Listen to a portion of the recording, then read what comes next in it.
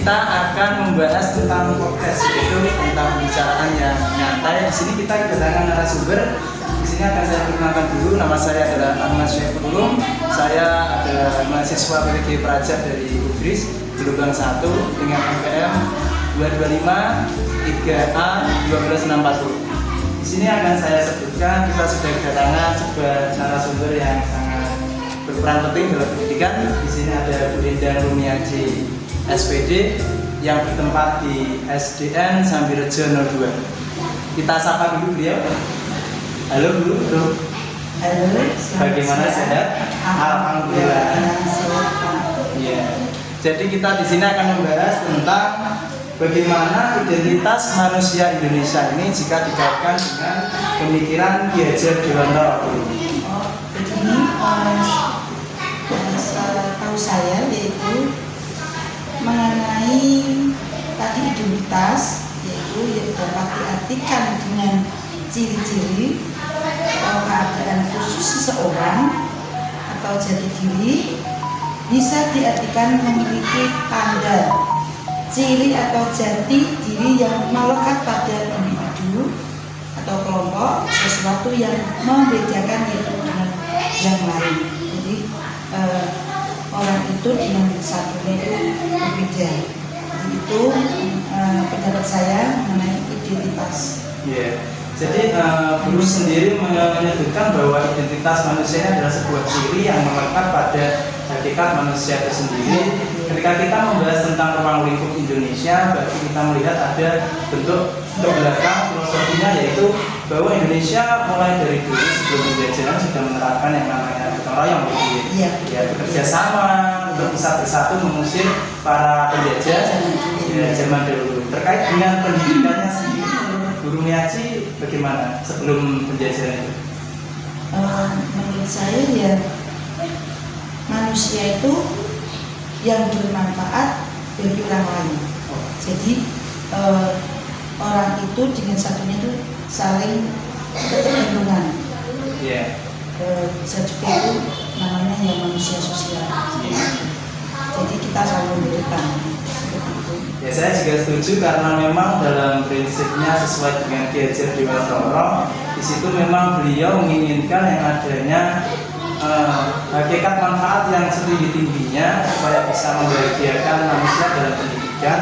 Memang Ki Hajar Dewantara ini dia bisa mengembangkan pendidikan dengan cara mendidik, memanusiakan manusia seperti guru tadi katakan. Ya. Jadi memang identitas manusia Indonesia ini memang tidak bisa kita langsung perkembangan zaman ini muncul begitu saja, karena ada sejarahnya terkait dengan Ki Hajar Dewantara gitu. Jadi kira-kira menurut guru sendiri, poin yang paling utama terkait dengan manusia Indonesia ini apa ciri-cirinya yang utama? Ini tadi sudah saya sebutkan tadi. Gotong royong, kerjasama. Iya, ciri-cirinya ya itu kan apa namanya?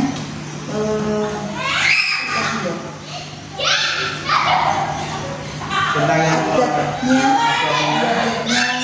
budayanya, kulitnya, itu saling bedakan. Tapi ya bisa satu. Iya, jadi itu ada kaitannya ya pendidikan sama pengajaran Berarti memang kita tidak bisa hanya mengandalkan Ki Hajar Dewantara, kita juga mengandalkan masyarakat sekitar ketika belajar untuk mendidik, belajar mengajar, semuanya itu harus bersatu. Kemudian kita membahas topik berikutnya, yaitu bagaimana penerapan terkait identitas manusia ini dengan pemikiran Ki Hajar Dewantara seperti tadi sudah disebutkan. Kemudian kita masuk ke tantangan. Kira-kira tantangan dan solusi penerapan Ki Hajar Dewantara sesuai dengan kelas dan sekolah. Sekarang saya ingin bertanya, ini kan di SDN Sambirejo 02 ya, dengan ingkang megang guru pamong kelas 4. Kira-kira tantangannya terkait dengan pemikiran Ki Hajar Dewantara untuk zaman sekarang ini apa? Mengenai itu tadi apa, pendidikan dan pengajarannya. Nah, jadi untuk berubah-ubah nih, reformnya juga nih. Iya, karena mulai tahun 1984 sampai kurikulum 3 itu tiap kurikulum mesti berbeda, ataupun berubah. Nah, jadi di sini mungkin karena untuk Ki Hajar Dewantara itu bisa adaptasi. Ya, berbeda tetapi dapat dipisahkan satu dengan yang lainnya. Tidak dapat dipisahkan. Jadi menurut Ki Hajar ya tadi pendidikan itu memberi tuntunan terhadap segala kekuatan belajar yang dimiliki oleh anak agar ia mampu mencapai keselamatan dan kebahagiaan di dunia, baik itu sebagai seorang manusia maupun sebagai anggota masyarakat.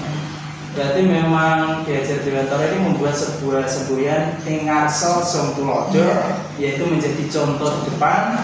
Kemudian ing madya wangun karsa, dia di pertengahan memberikan semangat. Kemudian yang terakhir Tuture Handayani di belakang memberikan dorongan. Apakah ini bisa diterapkan pada zaman sekarang kira-kira? Ya, harusnya bisa itu. Bisa. Iya, karena itu ya tadi pertama tadi memberikan contoh. Iya, terus yang terakhir tadi kan dorongan. Iya, itu mesti itu karena setiap apalagi pendidik mesti kan mendorong anak supaya itu tambah pandai. Itu terutama itu.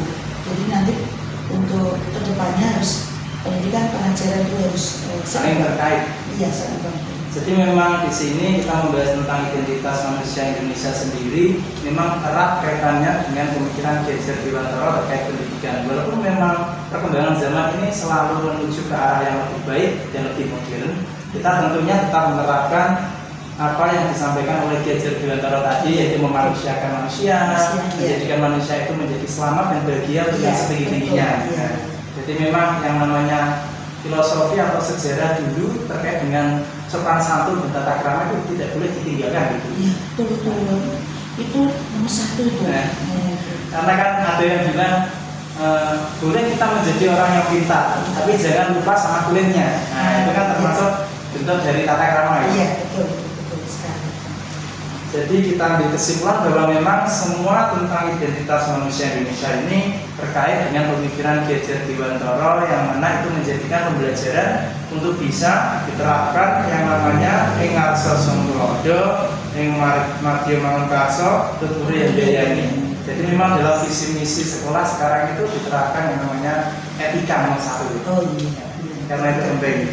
Termasuk dengan penerapan profil pelajar Pancasila, modern Mas P3K, PPK gitu. Itu P3 itu harus pagi-pagi itu harus dilaksanakan. Karena kan poinnya luar biasa bagus sekali, ada religius, nasionalis, Indonesianya, kemudian integritas sungguh-sungguh, mandiri yang akan bisa tanggung jawab, kemudian yang terakhir ada gotong royong. Nah ini kembali lagi ke filosofi identitas manusia Indonesia yang terdahulu. Terima kasih dulu atas waktu yang diberikan. Di sini mungkin kalau siswa yang lain nanti bisa disampaikan di kolom komentar. Ya, saya Ahmad Syekhul Ulum beserta Bu Tenda Rumiaji mohon undur diri. Wassalamualaikum warahmatullahi wabarakatuh. Sampai jumpa.